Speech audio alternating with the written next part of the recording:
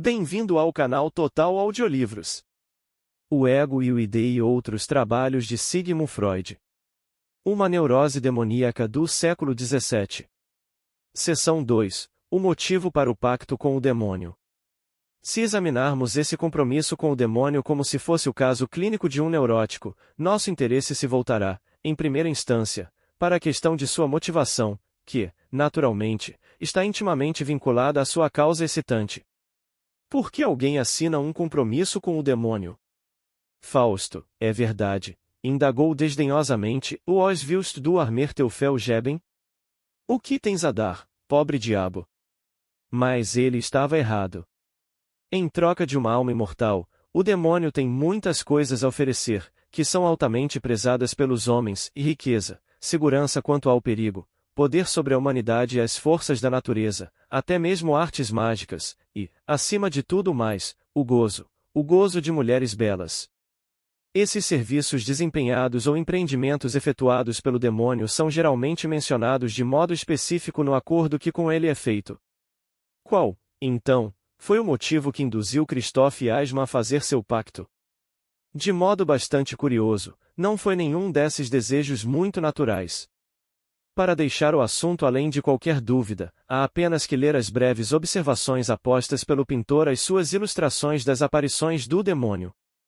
Por exemplo, a legenda da terceira visão diz: na terceira ocasião dentro de 1 ano e meio, ele me apareceu sob essa forma abominável, em sua mão um livro que estava cheio de magia e artes negras, mas, da legenda aposta a uma aparição posterior, ficamos sabendo que o diabo censurou-o violentamente por haverem queimado seu livro anteriormente mencionado, e ameaçou despedaçá-lo se não o devolvesse.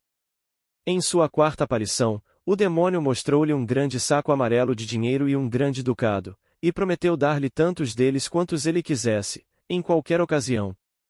Mas o pintor pode gabar-se de que nada aceitou dessa espécie. Noutra ocasião, o demônio pediu-lhe para voltar-se para o gozo e a diversão, mas o pintor observa que nisso, em verdade, veio a ocorrer por seu desejo, mas eu não continuei por mais que 3 dias e logo após fui novamente liberado. Visto ter rejeitado as artes mágicas, o dinheiro e os prazeres quando lhe foram oferecidos pelo demônio, e tampouco os tornados condições do pacto, fica realmente imperativo saber o que o pintor de fato queria do diabo, quando assinou um compromisso com ele. Algum motivo ele deve ter tido para seus tratos com o demônio. Também sobre esse ponto o Trofaium nos proporciona informações fidedignas. Ele ficará abatido, era incapaz ou não tinha disposição de trabalhar adequadamente, e estava preocupado sobre como ganhar a vida. Isso equivale a dizer que sofria de depressão melancólica, com uma inibição em seu trabalho e temores, justificados, quanto ao seu futuro. Podemos ver que estamos tratando realmente com um caso clínico. Ficamos sabendo também a causa excitante da doença, que o próprio pintor, na legenda 1 de seus retratos do diabo, chama realmente de melancolia, que eu procurasse diversão e banisse a melancolia. A primeira de nossas 3 fontes de informação, a carta de apresentação do pároco da aldeia, fala, é verdade, apenas no estado de depressão, dum artis suae progressum emolumentum que secuturum pusilaminis perpenderem, mas a segunda fonte, o relatório do abade Franciscus, conta-nos também a causa desse desalento ou depressão. Diz ele, e acceptale qua pusillanimitatis morte parentis, e no prefácio do compilador são usadas as mesmas palavras, embora em ordem inversa, eis morte parentis acceptale qua pusillanimitate. Seu pai, portanto, falecera, e, em consequência, ele havia caído em um estado de melancolia, após o que o demônio se aproximara dele e lhe perguntara por que estava tão abatido e triste, e prometera auxiliá-lo de todas as maneiras e dar-lhe apoio. Temos aqui, portanto, uma pessoa que assinou um compromisso com o diabo, a fim de ser libertado de um estado de depressão. Um motivo excelente, indubitavelmente, como concordará quem quer que possa ter um senso compreensivo dos tormentos de tal estado e que saiba bem quão pouco os remédios podem fazer para aliviar essa enfermidade. Entretanto, ninguém que tenha acompanhado a história até aqui seria capaz de adivinhar qual foi realmente o fraseado desse compromisso, ou melhor, desses 2 compromissos, com o demônio. Esses compromissos nos trazem 2 grandes surpresas. Em primeiro lugar, não mencionam nenhuma promessa feita pelo demônio, em troca de cuja efetivação o pintor comprometa a sua felicidade eterna, mas apenas uma exigência efetuada pelo diabo, que o pintor deve satisfazer.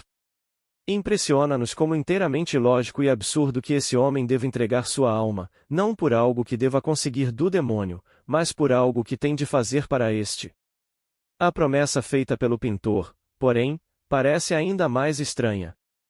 O primeiro se engrafa em compromisso, redigido à tinta, diz o seguinte: Ishi Christoph Eismann Vdeikrshebimishi dizem sem Leibegener Sonn auf 9. Jar. 1669 Jar. O segundo, escrito com sangue, diz.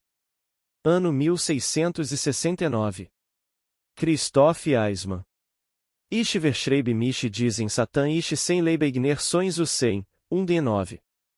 Jarin mein Lieb und Seels Usugeren. Todo o nosso espanto se desfaz, contudo, se lermos o texto dos compromissos no sentido de que aquilo que é representado neles como uma exigência feita pelo demônio, é, pelo contrário, um serviço por ele desempenhado, quer dizer, trata-se de um pedido feito pelo pintor. O pacto incompreensível teria, nesse caso, um significado direto e poderia ser assim parafraseado: o demônio compromete-se a substituir o pai perdido pelo pintor durante 9 anos. Ao final desse tempo, o pintor se torna propriedade, em corpo e alma, do demônio, como era o costume usual em tais barganhas. A sequência de pensamento que motivou o pintor a fazer o pacto parece ter sido esta, e a morte do pai o fizera perder sua disposição de ânimo e capacidade de trabalhar. Se pudesse conseguir um substituto paterno, poderia esperar reconquistar o que perderá. Um homem que caiu em melancolia por causa da morte do pai deve realmente ter gostado muito dele. Se assim foi, no entanto, é muito estranho que esse homem tenha tido a ideia de aceitar o demônio como substituto do pai que amara. Obrigado por visitar o canal Total Audiolivros.